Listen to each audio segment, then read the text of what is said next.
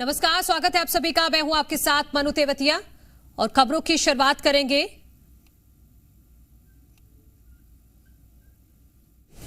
हमारे साथ मुख्यमंत्री विष्णुदेव साय साहब मौजूद है। हम ऐसे चैनल हैं जो सबसे पहले मुख्यमंत्री जी से बात करेंगे और प्रदेश की जनता को बताएंगे मुख्यमंत्री जी कि आखिर किन अपेक्षाओं को लेकर, जो जनता ने जिन अपेक्षाओं को लेकर भाजपा को वोट दिया या जनता ने जिन अपेक्षाओं को लेकर छत्तीसगढ़ में सरकार बनाई है, उन अपेक्षाओं को किस तरह से पूरा करेंगे और प्राथमिकता में आखिर होगा क्या। पहली प्राथमिकता जो थी प्रधानमंत्री आवास योजना की, उस पर मुहर लग गई है कैबिनेट की पहली बैठक में। तो सबसे पहले बहुत बहुत स्वागत है मुख्यमंत्री जी आपका। जी धन्यवाद। और पहला सवाल मेरा यही है कि अब ये मानकर चलें क्या मुख्यमंत्री जी की ये सरकार जो है वो सनातनी सरकार है? देखिए, भारतीय जनता पार्टी की सरकार भारी बहुमत से आई है। जनता का बहुत बड़ा आशीर्वाद भारतीय जनता पार्टी को मिला है और सबसे पहले हम पूरे प्रदेश के मतदाताओं को धन्यवाद देना चाहेंगे जिन्होंने इतना बड़ा विश्वास भारतीय जनता पार्टी पर किया है। और साथ ही साथ हम भारतीय जनता पार्टी के भी आभारी हैं जिन्होंने हमारे जैसे एक छोटे से सिपाही पर इतना बड़ा विश्वास व्यक्त किया है, इतनी बड़ी जिम्मेदारी दी है। इसके लिए हम अपने देश के यशस्वी प्रधानमंत्री श्री नरेंद्र मोदी जी के भी आभारी हैं, गृह मंत्री अमित शाह जी के भी आभारी हैं, राष्ट्रीय अध्यक्ष आदरणीय जेपी नड्डा जी के भी आभारी हैं।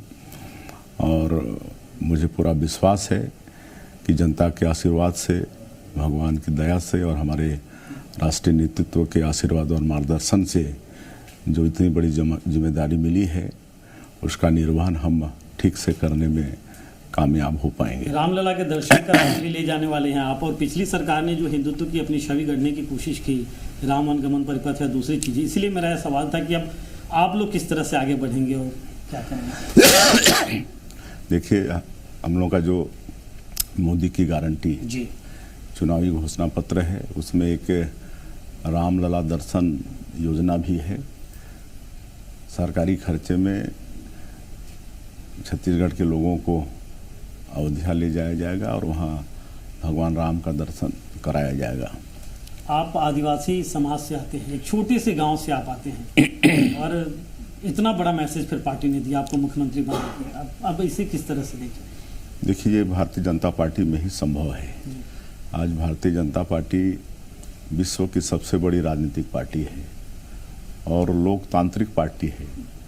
इसमें एक छोटा कार्यकर्ता भी अपनी निष्ठा, ईमानदारी और परिश्रम के बदौलत विभिन्न पदों पर, बड़े बड़े पदों पर वो जाता है। ऐसी व्यवस्था किसी भी दूसरी पार्टी में नहीं है और हमारा सौभाग्य है कि हम उस पार्टी के एक सिपाही हैं। ये समाज अब और समृद्ध होगा, मतलब ये मानकर चले? बिल्कुल। हमारे आदरणीय प्रधानमंत्री जी का तो मूल मंत्र है सबका साथ, सबका विकास, सबका विश्वास। और आज देश के सभी वर्गों का विश्वास पार्टी पर और हमारे देश के यशस्वी प्रधानमंत्री पर बढ़ा है। सर, पहली गारंटी आप लोगों ने पूरी कर ली है। प्रधानमंत्री आवास योजना के तहत 18 लाख मकान दिए जाएंगे, कैबिनेट ने मुहर लगा दिया है। बाकी जो गारंटियां हैं उनके लिए प्राथमिकताएं किस तरह से तय होंगी? किसान भी अभी इंतजार कर रहे हैं। शपथ ग्रहण के पश्चात कल पहला कैबिनेट का बैठक था और हम लोगों का वादा भी था। हम लोगों का मोदी की गारंटी में भी छत्तीसगढ़ की जनता से वादा किए थे कि हमारी सरकार बनेगी। तो पहला काम सरकार, जो 18 लाख लोग, गरीब लोग जो कांग्रेस पार्टी की सरकार में 5 वर्षों में वंचित हो गए थे, अपना हक उनको मिला नहीं था, उसको पूरा करेंगे। और मुझे बताते हुए हर्ष हो रहा है कि कल पहले कैबिनेट में ही उसकी स्वीकृति हो गया है और अब पूरे छत्तीसगढ़ के अंदर में ऐसे ज़रूरतमंद लोग, 18 लाख लोग प्रधानमंत्री आवास से लाभान्वित होंगे। किसानों को कितना और कैसे आश्वस्त करना चाहेंगे आप? वो लोग भी टकटकी लगा के देख रहे हैं बात जो है। वैसे तो देखिए, ये देश कृषि प्रधान देश है। छत्तीसगढ़ भी धान का कटोरा है। छत्तीसगढ़ में भी अधिकांश लोग कृषक हैं और भारतीय जनता पार्टी हमेशा किसानों का चिंतन किया है। आपको मैं बताना चाहूँगा कि जब श्रद्धेय अटल बिहारी वाजपेयी जी प्रधानमंत्री थे तो उन्होंने किसान क्रेडिट कार्ड योजना शुरू किया। पहले हमारे देश के किसान अच्छा से खेती कर पाएँ इसके लिए कर्ज लेते थे, महाजनों से कर्ज लेते थे और साल में उसका 100 या 1.5 ऐसा ब्याज देना पड़ता था। लेकिन इस देश के किसानों के लिए आदरणीय तत्कालीन प्रधानमंत्री स्वर्गीय अटल बिहारी वाजपेयी जी ने किसान क्रेडिट कार्ड योजना शुरू किया, जिसके माध्यम से किसानों को कम ब्याज में लोन का प्रावधान हुआ। और हमारी छत्तीसगढ़ की सरकार में तो मतलब जब अपना कोऑपरेटिव बैंक है, सहकारी बैंक है, उसमें 0% में केसीसी में किसानों को लोन मिलता था। पहले फसल बीमा योजना खाली नाम मात्र का था, लेकिन उसको भी श्रद्धेय अटल बिहारी वाजपेयी जी ने मतलब सरल किया। अब किसानों को फसल बीमा योजना का भी लाभ मिल रहा है। और आदरणीय जब नरेंद्र मोदी जी प्रधानमंत्री हुए तो कृषि मंत्रालय का नाम ही बदल के कृषक कल्याण मंत्रालय रख दिए कि किसानों का मतलब समुचित कल्याण हो। और प्रधानमंत्री सिंचाई योजना और किसानों के लिए अलग से किसान चैनल, जिसके माध्यम से किसानों को हर तरह का अपडेट मिलते रहता है। डबल इंजन की सरकार और समृद्धि करेगी। बिल्कुल डबल इंजन की सरकार किसानों को और समृद्ध करेगी। हम लोग किसानों का धान 3100 रुपये प्रति क्विंटल खरीदेंगे, 1 एकड़ में 21 क्विंटल खरीदेंगे। एक मुफ्त भुगतान की व्यवस्था होगी। इस तरह से किसानों के लिए, उनके विकास के लिए हमारी छत्तीसगढ़ की सरकार पूरी तरह से प्रतिबद्ध है। 25 को सर जो बकाया बोनस है वो मिल जाएगा दूसरा? हाँ, हम लोग 15 साल जब गवर्नमेंट में थे तो 2 साल का बोनस नहीं दे पाए थे और उसका कहीं ना कहीं हम लोग को सजा भी मतलब किसानों ने दिया था।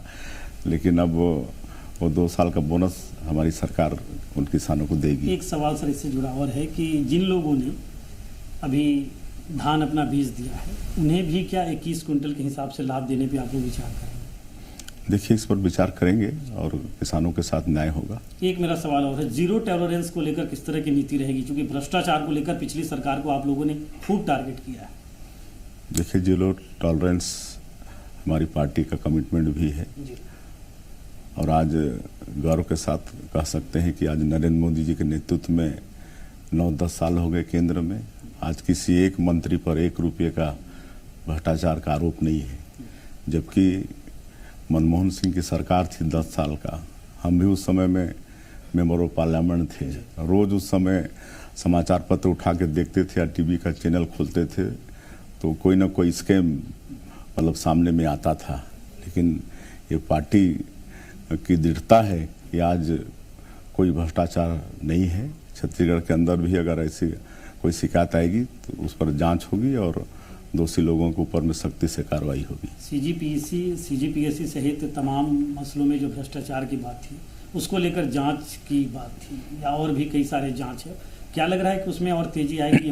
चले सर। बिल्कुल, वो भी हम लोगों का कमिटमेंट है कि पीएससी में जो घोटाला हुआ है उसका उच्च स्तरीय जांच कराएंगे। एक और मेरा सवाल ये है कि जिस तरह से आप लोग अब सरकार में आए, प्राथमिकताओं में गरीब, लगातार प्रधानमंत्री ये कहते रहे कि भले जाति की बात कांग्रेस पार्टी कर रही हो लेकिन गरीब की बात भाजपा करती है, प्रधानमंत्री कहते हैं, तो उस गरीब, उस आखिरी व्यक्ति तक पहुंचने का एक ध्येय होगा।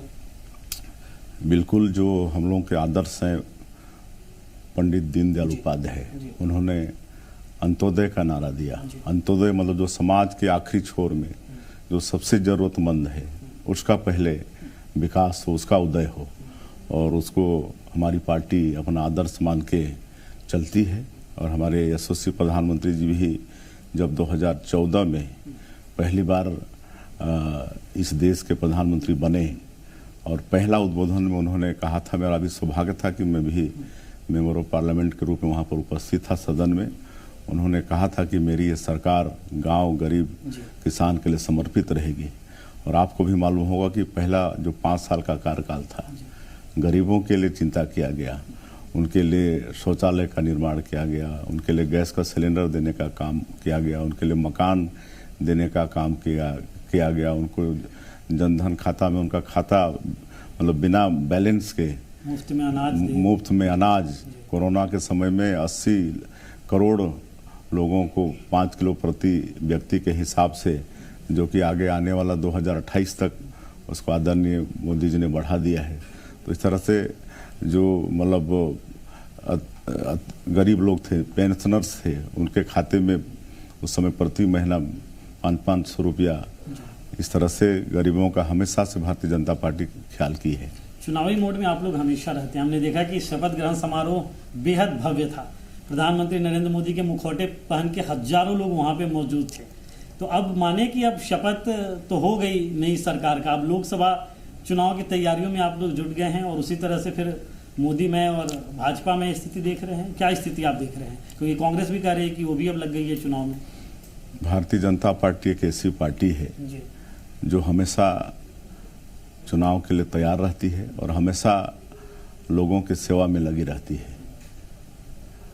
आप सबने देखा होगा कि 2 साल से हमारा देश नहीं दुनिया कोरोना से पीड़ित था और ऐसे समय में एकमात्र भारतीय जनता पार्टी के देवदुर्लभ कार्यकर्ता थे जो अपनी जान को जोखिम में डाल के लोगों के बीच में सेवा का काम कर रहे थे। कोई मतलब ज़रूरतमंद को खाना खिला रहा था, कोई और तरह से उनकी मदद कर रहा था, इतना तक कि जिनके पैरों में जूता चप्पल नहीं थे, गर्मी का दिन था तो उनको जूता चप्पल देने का काम भी। और उसके लिए हम लोगों को पूरे देश में हजारों लाखों कार्यकर्ताओं को खोना भी पड़ा। हमारे अच्छे बड़े बड़े नेता जनप्रतिनिधि भी मतलब काल कवलित हुए, लेकिन उसकी परवाह किए बिना हमारी पार्टी के लोग हमेशा लोगों के सुख दुख में खड़ा रहे। तो हमारी पार्टी हमेशा चुनावी मोड में रहती है। आखिरी सवाल है जाते जाते मेरा सवाल यही है कि मोदी की गारंटी, ये घोषणा पत्र आपका था, कई सारी गारंटी है, बड़ी बड़ी गारंटी है, कब तक माने कि इन गारंटियों पे और अमल होना अब शुरू हो जाएगा और तमाम गारंटियों को लेकर जो लोग बाढ़ जोड़ रहे हैं, महतारी वंदन योजना, महिलाएं बड़ी तादाद में वोट की भाजपा को, तो ये तमाम गारंटियाँ जो है पूरी होनी। मोदी की गारंटी में जो भी वादा हमारी पार्टी ने छत्तीसगढ़ की जनता से किया है, एक एक करके समय पर सब पूरा होगा।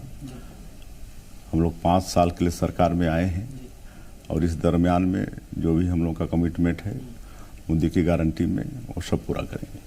बहुत बहुत शुक्रिया जी धन्यवाद बातचीत करने के लिए। तो हमारे साथ मुख्यमंत्री विष्णुदेव साय जी, और इन्होंने ये कहा कि कमिटमेंट जो है, मतलब मोदी की गारंटी जो है, वो मोदी की गारंटी ज़रूर पूरा होगी इन 5 सालों के बीच में जितनी भी गारंटियाँ हैं। कैमरा पर्सन, तो आज के इस कार्यक्रम में बस इतना ही। नमस्कार।